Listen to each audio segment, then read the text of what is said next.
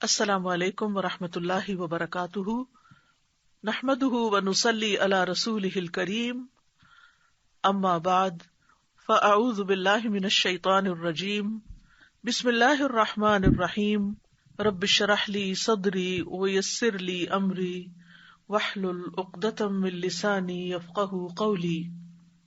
حدیث نمبر 101، تین چیزوں میں شفا ہے۔ عن ابن عباس رضی اللہ عنہما قال الشفاء فی ثلاث، شربۃ عسل وشرطۃ محجم وکیۃ نار وانہا امتی عن الکی، کتاب الطب۔ ابن عباس رضی اللہ عنہما روایت کرتے ہیں، انہوں نے مرفوعاً بیان کیا، یعنی رسول اللہ صلی اللہ علیہ وسلم سے بیان کیا، تین چیزوں میں شفا ہے، شہد پینے میں، سینگی لگوانے اور آگ سے داغنے میں، اور میں اپنی امت کو داغنے سے منع کرتا ہوں۔ تو رسول اللہ صلی اللہ علیہ وسلم کا فرمان ہے کہ الشفاء فی ثلاث، شفا تین چیزوں میں ہے۔ تو الفاظ کے ظاہر سے یوں معلوم ہوتا ہے کہ شاید صرف انہی تین چیزوں میں شفا ہے، لیکن حقیقت اس کے برعکس ہے۔ ان تین چیزوں میں تو یقیناً شفا ہے، لیکن ان کے علاوہ بھی بہت سی دوائیوں میں اور رقیہ وغیرہ میں بھی اللہ نے شفا رکھی ہے، لیکن نبی صلی اللہ علیہ وسلم نے ان تین چیزوں کو خاص کیا ہے کہ یہ بنیاد ہیں۔ لیکن ان میں بھی یہ یاد رکھنا چاہیے کہ یہ تین چیزیں بھی اگر مزاج کو موافق آئیں اور ایک صحیح کوانٹٹی کے مطابق لی جائیں، صحیح طریقے پر لی جائیں، تو پھر ہی فائدہ ہوتا ہے۔ کیونکہ بعض اوقات ایسا بھی ہوتا ہے کہ انسان کوئی چیز استعمال کرتا ہے لیکن اس کو فائدہ نہیں ہوتا، تو وہ اپنے دل میں یہ خیال نہ کرے کہ شاید یہ بات درست نہیں، شاید یہ حدیث صحیح نہیں، یا ہمیں صحیح انفارمیشن نہیں ملی۔ نہیں، اصل بات یہ ہے کہ ان چیزوں میں شفا مشروط ہے کس چیز کے ساتھ، کہ وہ آپ کو موافق ہیں یا نہیں، اور پھر یہ کہ کتنی کوانٹٹی میں کوئی چیز لی جائے اور کس موقع پر لی جائے۔ اگر گرمی کی وجہ سے بیمار ہوا انسان اور کلونجی کی تاثیر گرم ہوتی ہے تو وہ کلونجی کھانا شروع کر دے، یا پھر یہ ہے کہ اگر ایک چٹکی بھر کلونجی کھانی ہے تو وہ پورا ٹیبل سپون کلونجی کا کھا بیٹھے۔ تو یہ تمام چیزیں بھی سمجھنے کی، آپ نے اصول بتا دی کہ ان چیزوں سے شفا حاصل ہو سکتی، لیکن کیسے؟ اس کے لیے ظاہر ہے کہ کوئی طبیب ہونا چاہیے، کوئی تجربہ کار ہونا چاہیے کہ جو انسان کو پھر سجیسٹ کرے کہ کس موقع پر کیا چیز لی جائے۔ اب مثال کے طور پر یہ ہے کہ تیر اندازی کی مثال آپ لیں، جیسے آپ تیر کو ایک شکار کے جانور پہ چلاتے، تو اب کیا ہوتا ہے کہ تیر سے جانور جو ہے وہ شکار ہو جاتا ہے، لیکن اگر آپ کا تیر اس کو لگا ہی نہیں، خطا ہو گیا، یا پھر وہ صحیح جگہ نہیں جا کے لگا، تو وہ شکار تو بھاگ جائے گا اور تیر آپ کا ضائع چلا جائے گا۔ تو اسی طرح دوا کو بھی آپ ایک تیر کی طرح لیں، اگر وہ صحیح جگہ پر جا کر لگی، صحیح کوانٹٹی میں لگی، تو پھر ہی انشاءاللہ فائدہ ہوگا۔ بعض اوقات یہ وجہ بھی ہوتی ہے کہ انسانی جسم کے اندر کچھ رکاوٹیں ہوتی ہیں، یعنی دوا میں تو کوئی مشکل نہیں، دوا تو دوا ہی ہے، لیکن انسان کا جسم اس کو قبول نہیں کر رہا۔ اب مثلاً آپ نے تجربہ کیا ہوگا کہ ہم ہر روز پانی پیتے ہیں اور ہمارا جسم اس کو ہضم کر لیتا ہے اور اس سے پیاس بجھ جاتی ہے، لیکن یہی اگر کوئی کڈنیز کا مریض ہو تو اس کے لیے یہی پانی جو ہے اس کو ڈائجسٹ کرنا ایک مسئلہ ہوتا ہے، یا اس کا اخراج جسم سے، یا ہیضے کا مریض ہے یا جس کو وامٹنگ وغیرہ ہو رہی ہے، تو اگر آپ اس کو پانی پلانا شروع کر دیں گے تو اس کا جسم اسے قبول نہیں کرے گا، کیونکہ وہ اس کے مزاج کے موافق نہیں آ رہا۔ پھر اسی طرح یہ ہے کہ بعض اوقات بیماری لمبی ہو جاتی ہے، یعنی آپ کو ایک بیماری ہوئی، آپ نے ابتدا میں اس کو نہیں پکڑا، اب وہ جڑ پکڑ گئی، تو جب کوئی بیماری جڑ پکڑ جاتی ہے تو اس صورت میں بھی جسم اس بیماری کا عادی ہو جاتا ہے، یا جسم اس بیماری سے کمزور ہو جاتا ہے، اور پھر جسم کے اندر اتنی امیونٹی نہیں رہتی کہ وہ اس بیماری سے فائٹ کر سکے، یا یہ کہ جو دوا انسان کو دی جا رہی ہے وہ اس کو صحیح طور پر فائدہ پہنچا سکے۔ تو اسی لیے ڈاکٹرز یہ نصیحت کرتے ہیں کہ بیمار ہونے پر فوراً علاج کروایا جائے، بلکہ بیمار ہونے سے پہلے احتیاطی تدابیر اختیار کی جائیں۔ اب کورونا سے بچنے کے لیے کتنے بڑے پیمانے پر احتیاطی تدابیر ہو رہی ہیں اور کس کس طریقے سے ہو رہی ہیں، تاکہ بیماری سے دور رہیں، اور اگر بیماری شروع ہی ہوئی ہے تو اسی وقت اس کو پکڑ لیں، بیماری کو چھپائے نہیں، کہ کوئی یہ نہ کہے کہ اس کو کورونا ہو گیا ہے، اور انسان اگر اس سے غفلت برتے گا تو بیماری بڑھتی چلی جائے گی، اور جب بیماری حد سے بڑھنے لگتی ہے تو پھر کنٹرول کرنا مشکل ہو جاتا ہے اور بعض اوقات زندگی کو بھی خطرہ ہو جاتا ہے۔ تو بیماری کے علاج کے 3 مراحل ہیں۔ پہلا مرحلہ ہے تحفظ کا، پریونشن، یعنی بیماری سے حفظ ما تقدم۔ دوسرا ہوتا ہے بیماری کا فوراً علاج کرانا، مثلاً آپ کو زکام شروع ہی ہوا ہے تو اسی وقت اگر آپ شہد لے لیتے ہیں، شہد پانی یا شہد پانی میں لیمو ڈال کے، اگر آپ کو لیمو سے الرجی نہ ہو، اسی طرح اگر آپ اس وقت کلونجی کا آئل جو ہے وہ لے لیتے ہیں یا اور اسی طرح کی کچھ چیزیں، تو اس سے یہ کہ بیماری کنٹرول ہو جائے گی، یا یہ کہ اگر بیماری آئی بھی ہے تو بہت شدت سے نہیں آئے گی۔ اور تیسرا ہے بیماری کے علاج میں تاخیر کرنا۔ تو جب انسان بیماری کے علاج میں تاخیر کرتا ہے تو پھر دوائی جو ہے بیماری کے موافق نہیں ہوتی، اور اس صورت میں بھی اس سے صحیح فائدہ نہیں اٹھایا جا سکتا۔ تو یہاں پر نبی صلی اللہ علیہ وسلم نے 3 چیزوں کے اندر شفا بتائی ہے۔ ان میں سے سب سے پہلی چیز شربت عسل ہے، یعنی شہد کا پینا۔ صفراوی امراض جو ہے ان کا علاج شہد سے ممکن ہے، کیونکہ شہد جو ہے وہ مسل ہوتا ہے، اس سے کانسٹیپیشن دور ہوتی ہے، اسہال شروع ہو جاتا ہے، اور جسم سے ایسا صفراوی مادہ، صفراوی جو پیلا پیلا مادہ جسم سے نکلتا ہے نا، جیسے بعض اوقات وامٹنگ میں آتا ہے، بعض اوقات اور طریقوں سے، تو اس کو صفرا کہتے ہیں۔ تو وہ مادہ خارج ہو جاتا ہے، بعض اوقات یہ کہ وامٹنگ کی شکل میں نکل جاتا ہے، بعض اوقات موشنز کی شکل میں نکل جاتا ہے، لیکن بہرحال شہد جو ہے فائدہ مند ہے۔ قرآن مجید میں شہد کے بارے میں واضح طور پر آتا ہے کہ فیہ شفاء للناس، اس میں لوگوں کے لیے اللہ نے شفا رکھی ہے۔ اسی طرح ایک حدیث سے پتہ چلتا ہے کہ کس طرح شہد کے ذریعے ایک بیمار کو شفا ہوئی۔ ابو سعید رضی اللہ عنہ سے مروی ہے کہ ایک آدمی نبی صلی اللہ علیہ وسلم کی خدمت میں حاضر ہوا اور عرض کیا کہ میرا بھائی پیٹ کی تکلیف میں مبتلا ہے۔ آپ نے فرمایا اسے شہد پلاؤ۔ پھر وہ دوسری مرتبہ حاضر ہوا، آپ نے اسے شہد پلانے کے لیے کہا۔ پھر وہ تیسری مرتبہ آیا، آپ نے فرمایا اس کو شہد پلاؤ۔ وہ پھر آیا اور کہنے لگا کہ میں نے ایسا ہی کیا لیکن شفا نہیں ہوئی۔ نبی صلی اللہ علیہ وسلم نے فرمایا اللہ نے سچ کہا ہے اور تمہارے بھائی کا پیٹ جھوٹا ہے، اسے پھر شہد پلاؤ۔ یعنی 3 بار کے بعد بھی آپ نے کہا۔ چنانچہ انہوں نے شہد پلایا اور اسی سے وہ تندرست ہو گیا، کیونکہ پہلے شہد نے جسم کے اندر سے زہریلے مادے باہر نکالے، کیونکہ بہت دفعہ ہمارے جسم کے زہریلے مادے اگر اندر ہی دب جائیں، اندر ہی رہ جائیں، تو بیماری جڑ سے نہیں اکھڑتی۔ تو ایک اور بات بھی یہاں سے پتہ چل رہی ہے، اور وہ یہ کہ بیماری کے علاج میں صبر سے کام لینا چاہیے، اور شفا حاصل کرنے میں جلدی نہیں کرنی چاہیے، انتظار کرنا چاہیے، اور انتظار اور صبر کے ساتھ دوا لیتے رہنا چاہیے، اور اللہ تعالیٰ سے دعا بھی کرتے رہنا چاہیے، کیونکہ بیماری بعض اوقات آتی اچانک ہے لیکن جاتی اپنے وقت پر ہے، ٹائم لے کر جاتی ہے، تو اس لیے اس میں پریشان ہونے کی ضرورت نہیں۔ اب یہاں پر آپ صلی اللہ علیہ وسلم اس شخص کو بار بار ایک ہی بات فرما رہے ہیں، اور بالآخر اسی بات سے فائدہ ہوتا ہے۔ اگر وہ ایک آدھ دفعہ پلا کے چھوڑ دیتا، کیونکہ بہت دفعہ ایسا ہوتا ہے کہ ڈاکٹر جب ہمیں کوئی دوا سجیسٹ کرتا ہے یا ہم طب نبوی سے کوئی علاج شروع کرتے ہیں تو ہم ایک ڈوز لینے کے بعد دیکھتے ہیں کچھ ہوا فائدہ، اچھا چلو دوسری لے لی، نہیں ہوا، چھوڑو، اس سے کوئی فائدہ نہیں، ہم فوراً گھبرا کے وہ دوا چھوڑ بیٹھتے ہیں اور پھر بیمار کے بیمار رہتے ہیں۔ بعض بیماریاں جلد ٹھیک ہو جاتی ہیں اور بعض بیماریاں بہت وقت لیتی ہیں۔ ایک دفعہ میں کسی ڈاکٹر کے پاس گئی اور میں نے اپنی بیماری کے بارے میں بتایا، تو انہوں نے کہا کہ یہ بیماری آپ کو کب سے ہے؟ تو میں نے بتایا کہ اتنے سال سے ہے۔ تو انہوں نے کہا کہ ہر سال کا 1 ہفتہ لگا لو اور اتنے سال کے ہفتے گن لو، اتنا عرصہ کم از کم علاج کرو۔ یعنی ایک سمجھانے کا انداز تھا کہ ہو سکتا ہے اس سے پہلے ہی ٹھیک ہو جائے، لیکن یہ ہے کہ اتنا عرصہ کنٹینیوسلی علاج کرنا پڑے گا۔ تو یہ بات بہت ضروری ہے کہ انسان اس چیز کو سمجھے کہ فوری نتائج نہ مانگے۔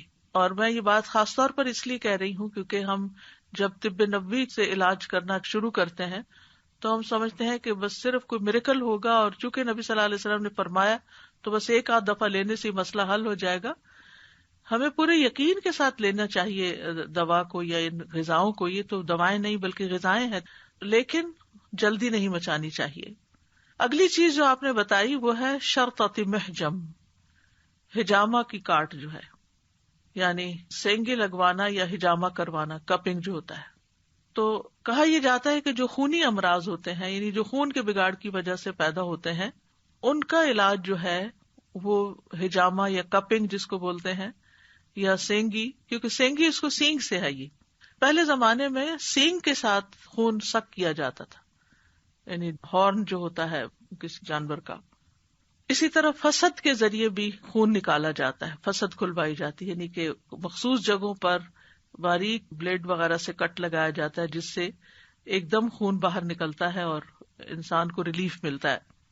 لیکن عربوں میں اس کا عام رواج نہیں تھا. تو سینگی میں شفا ہے. رسول اللہ صلی اللہ علیہ وسلم نے فرمایا جس نے چاند کی 17، 19، 21 تاریخوں کو سینگی لگوائی اسے ہر بیماری سے شفا ہو جائے گی. اور اس کے لیے بہترین دن بھی آپ نے بتائے.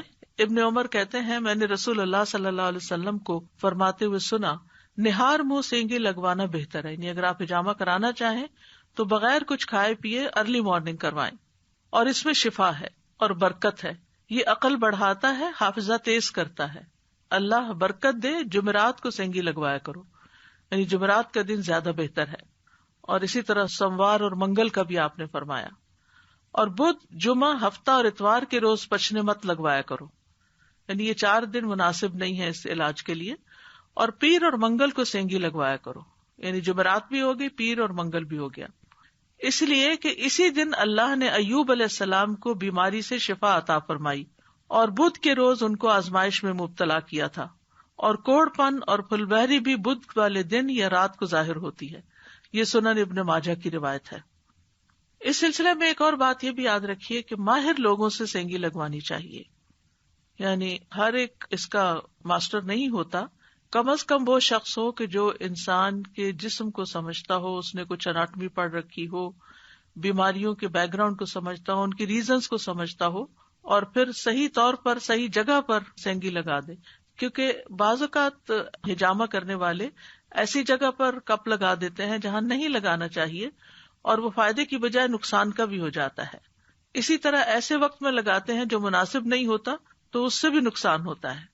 اسی طرح بعض ایسی رگوں میں یا ایسی جگہوں پر سینگی لگوا دی جاتی ہے کہ جہاں وہ نہیں لگنی چاہیے. اسی طرح کٹس جو ہیں وہ خاص سمت کو لگتے ہیں، اس کا بھی لحاظ رکھنا چاہیے. تو یہ علاج ایک ماہر اور قابل انسان کا محتاج ہے، کیونکہ یہ کٹس لگانا جو ہے جسم پر وہ خطرناک کام ہے. یہ یاد رکھیے کہ ہجامہ 3 طرح کا ہوتا ہے.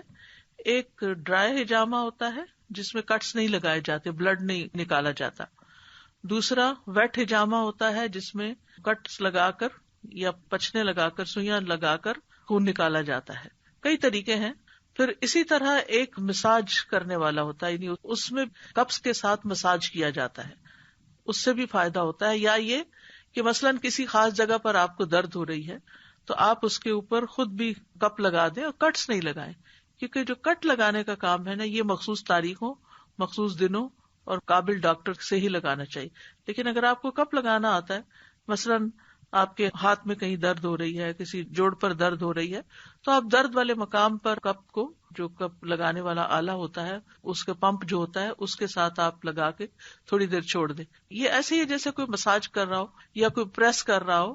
عموماً یہ کہا جاتا ہے کہ پین اس جگہ ہوتی ہے جہاں کوئی چیز اکٹھی ہو جاتی ہے، کوئی بلاکیج سا آ جاتا ہے، اور اس کو جب آپ جیسے پریشر پوائنٹس دبا کے اس کو ریلیز کرتے ہیں، یا ایکوپنکچر کے ساتھ یا ایکوپریشر کے ساتھ آپ علاج کرتے ہیں، تو ان جگہوں سے جو کوئی چیز اکٹھی ہوئی بھی ہوتی ہے یا جمع ہو جاتی ہے وہ ہٹ جاتی ہے، بلڈ فلو شروع ہو جاتا ہے، تو درد وغیرہ ٹھیک ہو جاتے ہیں. تو یہ جو ڈرائی ہجامہ ہوتا ہے یہ بلڈ سرکولیشن کو بہتر کرتا ہے. اور جب جسم میں بلڈ سرکولیشن اچھی ہوتی ہے، جیسے ایکسرسائز وغیرہ سے یا سانس کی ایکسرسائز سے، تو انسان ہمیشہ اچھا فیل کرتا ہے. ایسے انڈورفنس نکلتے ہیں جسم سے کہ جس سے انسان کی طبیعت اچھی ہو جاتی ہے، سر ہلکا ہو جاتا ہے اور انسان خوشی محسوس کرتا ہے. پھر اگلی چیز جو آپ نے بتائی وہ ہے اوقیتن بنارن، یا آگ سے داغنا، لیکن اس کی ممانعت کی گئی ہے. یعنی بعض اوقات شہد پینے سے جسم کے اندر کے زہریلے مادے جو ہیں وہ نکل جاتے ہیں، بعض اوقات ہجامہ سے نکل جاتے ہیں، لیکن ایک آخری مرحلہ یہ ہوتا ہے کہ یہ دونوں طریقے کام نہیں آ رہے. یعنی نہ تو غذا کے ذریعے جسم کھل رہا ہے، صاف ہو رہا ہے، اور نہ ہی ہجامہ کے ذریعے وہ رکاوٹیں دور ہو رہی ہیں. تو آخری اضطراری کیفیت میں اگر کسی بھی طریقے سے فضول یا فالتو مواد خارج نہ ہو تو آگ سے داغنے سے وہ بہتر ہوتا ہے. اسی لیے آپ دیکھیں کہ اگر کسی جگہ پر ہمیں درد ہو اور ہم ہیٹنگ پیڈ لگائیں یا کوئی گرم چیز اس پر رکھیں تو آپ دیکھیں گے کہ درد کو آرام آتا ہے، کیونکہ وہ نرم کرتی ہے اس جگہ کو اور وہاں سے جو بھی مادے ایسے ہوتے ہیں وہ گرم چیز اس کو وہاں سے ہٹا دیتی ہے، تو انسان اچھا فیل کرتا ہے۔ گرم باٹل آپ لے سکتے ہیں، ہیٹنگ پیڈ لے سکتے ہیں، ان چیزوں کی ممانعت نہیں ہے، لیکن آگ سے داغنا جو ہے رسول اللہ صلی اللہ علیہ وسلم نے اس سے منع فرمایا، کیونکہ اس سے مریض کو تکلیف بہت ہوتی ہے۔ لیکن اضطراری کیفیت میں جب کوئی اور چارہ نہ ہو اور مریض تڑپ رہا ہو تو اس صورت میں اس طریقے سے علاج کیا جا سکتا ہے، یا یہ کہ جب کوئی دوا اثر نہ کرے۔ بعض اوقات ایسا ہوتا ہے نا کہ آپ پین کلر بھی دے رہے ہیں اور سب کچھ کر رہے ہیں، لیکن پین ہے کہ کسی صورت جا ہی نہیں رہا، تو پھر آخری ہیلے کے طور پر، کیونکہ مریض جو ہے اس کو تکلیف سے نجات دینی ہے، تو ایک بڑی تکلیف سے بچانے کے لیے ایک چھوٹی تکلیف دی جا سکتی ہے۔ لیکن یہ یاد رکھیے کہ یہ عام حالات میں داغنا پسندیدہ نہیں اور علاج یہاں سے شروع نہیں کرنا چاہیے۔ عمران بن حسین رضی اللہ عنہما سے روایت ہے، وہ کہتے ہیں کہ نبی صلی اللہ علیہ وسلم نے داغنے سے منع فرمایا ہے، پس ہم نے داغ لگوائے مگر یہ کامیاب نہ رہے اور نہ ہی مفید ثابت ہوئے، یعنی ابتدا میں ہی لگوا لیے۔ امام ابو داؤد رحمہ اللہ بیان کرتے ہیں کہ عمران رضی اللہ عنہ فرشتوں کا سلام سنا کرتے تھے، جب انہوں نے داغ لگوائے تو یہ سلسلہ منقطع ہو گیا، پھر جب چھوڑ دیا تو پھر سے سلام سننے لگے، یعنی چونکہ اس میں ایک کراہت پائی جاتی ہے تو اس لیے جب انہوں نے یہ کام کیا تو وہ ایک خیر سے محروم ہو گئے۔ تو اس سے یہ بات بھی پتہ چلتی ہے کہ بعض اوقات ہمارے کچھ کام ایسے ہوتے ہیں یا ہمارے گناہ ایسے ہو سکتے ہیں کہ جن کی وجہ سے ہم سے نیکیوں کے مواقع چلے جاتے ہیں، اور خیر کی اپرچونٹیز جو ہیں یا نیکی کے جو کام ہیں یا نیکی کے کام کے راستے ہیں وہ بند ہو جاتے ہیں۔ عام طور پر لوگ کہتے ہیں کہ اس کام میں بندش ہو گئی، اس کام میں بندش ہو گئی، یہ بندش بلا وجہ نہیں ہوتی، یہ بھی اللہ تعالیٰ کی رحمت ہوتی ہے، وہ بندش بھی ایک رحمت ہے۔ وہ کیوں؟ کیونکہ جب انسان کے لیے سارے راستے ہموار ہوتے ہیں اور آزادی کے ساتھ سب کچھ کر رہا ہوتا ہے تو اس وقت وہ شکر گزار نہیں ہوتا، لیکن جب اللہ سبحانہ وتعالیٰ اس کے آگے کوئی رکاوٹ کھڑی کرتے ہیں تو اس کو پھر ہوش آتی ہے کہ یہ کیا ہوا میرے ساتھ۔ اور اللہ تعالیٰ ہم سے چاہتے ہی ہیں کہ ہم گناہوں سے توبہ کریں، واپس اللہ کی طرف رجوع کریں، اس کی طرف پلٹیں، تو اس طرح بیماریوں سے آرام آ جاتا ہے اور تکلیفیں جو ہیں وہ دور ہو جاتی ہیں، یعنی استغفار کے ذریعے اور اللہ کی طرف رجوع کر کے۔ نبی صلی اللہ علیہ وسلم نے یہ بھی فرمایا کہ وہ آدمی توکل سے بری ہو گیا جس نے اپنے بدن پر داغ لگایا یا دم کرنے کو کہا۔ تو اب یہ بات کہ دم کرنے کو کہا، حالانکہ نبی صلی اللہ علیہ وسلم نے خود بھی دم کیا ہے، آپ پر بھی کیا گیا، حضرت جبریل علیہ السلام نے آپ کو آ کر دم کیا، تو پھر کیا اگر کسی شخص کو کوئی جنات کا حملہ ہو گیا ہے یا جادو ہو گیا ہے تو کیا وہ کسی راقی کے پاس نہیں جا سکتا علاج کرانے کے لیے؟ راقی ایسے ہی ہوتے ہیں جیسے ڈاکٹرز ہوتے ہیں، طبیب ہوتے ہیں، کچھ بیماریوں کے لیے آپ فزیشنز کے پاس جاتے ہیں اور کچھ بیماریوں کے لیے آپ روحانی معالجین کے پاس جاتے ہیں۔ تو کیا ایسے شخص کے پاس جانا درست نہیں کہ جو آپ کو اوپر دم کرے اور آپ کا علاج کرے؟ نہیں، اس سے منع نہیں کیا گیا، لیکن جو مطلب ہے اصل میں جو منع کیا گیا وہ یہ کہ ایسے شخص کے پاس جائے جو اللہ کی کتاب نہ جانتا ہو، جو دین نہ جانتا ہو، اور جو صحیح دم کے علاوہ اور چیزیں بھی اختیار کرنے والا ہو۔ یا پھر دوسرا معنی یہ بھی کیا جاتا ہے کہ دم طلب کرنے والا اللہ پر بھروسے کی بجائے اس دم پر ہی بھروسہ کر لے کہ دم ہی ٹھیک کرے گا، تو ایسا شخص توکل سے بری ہو جاتا ہے۔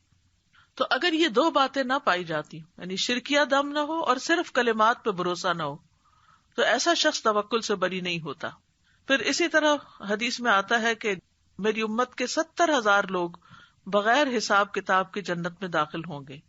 یہ وہ لوگ ہوں گے جو جھاڑ پھونک نہیں کراتے، فال نہیں دیکھتے اور داغ کا علاج نہیں کرتے، بلکہ اپنے رب پر بھروسہ کرتے ہیں۔ تو اس سے یہ پتہ چلتا ہے کہ اگر کوئی دم طلب نہیں کرتا اور کامل توحید اور اللہ پہ مکمل توکل کرنے والا ہے اور لوگوں سے بے نیاز ہے، تو پھر اللہ تعالیٰ بھی اس کو ہر چیز سے بے نیاز کر کے بغیر حساب کے جنت میں داخل کر دے گا۔ اور دوسرے لوگ جو دوسروں سے دم طلب کریں وہ ان 70,000 کے مجموعے میں داخل نہیں ہوں گے۔ اس کا یہ مطلب نہیں کہ وہ جنت میں نہیں جائیں گے، جنت میں بغیر حساب کے نہیں ہو سکتا کہ حساب کے بعد داخل ہوں، کیونکہ ان کا اللہ پر توکل کم درجے کا ہے۔ کیونکہ دم طلب کرنے میں انسان کسی سے سوال کر رہا ہوتا ہے، کسی کے آگے عاجزی کر رہا ہوتا ہے، کسی کی منت سماجت کر رہا ہوتا ہے اور اس کے آگے محتاجگی کا اظہار کر رہا ہوتا ہے، جبکہ اللہ تعالیٰ کو پسند کیا ہے کہ انسان اپنا سارے کا سارا بھروسہ اللہ پر ہی رکھے۔ تو دم طلب کرنا حرام نہیں ہے، منع نہیں ہے، افضل درجے کے خلاف ہے، بس یہ بات اتنی سی سمجھ آ جائے، افضل کے خلاف ہے۔ نبی صلی اللہ علیہ وسلم نے جعفر بن ابی طالب کے بچوں کی والدہ اسماء بنت امیس سے کہا رضی اللہ عنہا کہ وہ اپنے بچوں کو دم کروائیں، یعنی دم آپ نے کیا بھی، آپ پر بھی کیا گیا اور آپ نے حکم بھی دیا، تو جب ضرورت پیش آ جائے تو اس میں کوئی حرج نہیں۔ اور حدیث کے آخر میں آتا ہے وَأَنَا أَنْهَا أُمَّتِي عَنِ الْكَيِّ، اور میں اپنی امت کو داغنے کے علاج سے منع کرتا ہوں۔ اب سوال یہ پیدا ہوتا ہے کہ اگر اس میں شفا ہے، آپ نے پہلے فرمایا کہ اس میں شفا ہے، پھر فرمایا کہ اس سے میں منع کرتا ہوں، اور پھر یہ بات بھی ہے کہ انتہائی مجبوری کے عالم میں ایسا کرنا چاہیے۔ بعض اوقات یہ ہے کہ داغ لگانے سے تکلیف بڑھ بھی جاتی ہے، جس تکلیف کے لیے داغا جاتا ہے وہ تو کسی حد تک کم ہو جاتی ہے اور ایک اور تکلیف کھڑی ہو جاتی ہے، اس لیے آپ صلی اللہ علیہ وسلم نے امت پر شفقت کرتے ہوئے اس سے روکا ہے۔ لیکن جب انسان مجبور ہو جائے اور کوئی اور چارہ ہی نہ ہو تو پھر اس میں کوئی حرج نہیں، اس لیے کہ نبی صلی اللہ علیہ وسلم نے سعد بن معاذ کی بازو کی رگ میں داغ لگایا جو غزوہ خندق میں کٹ گئی تھی اور خون کسی طرح بند ہی نہیں ہو رہا تھا۔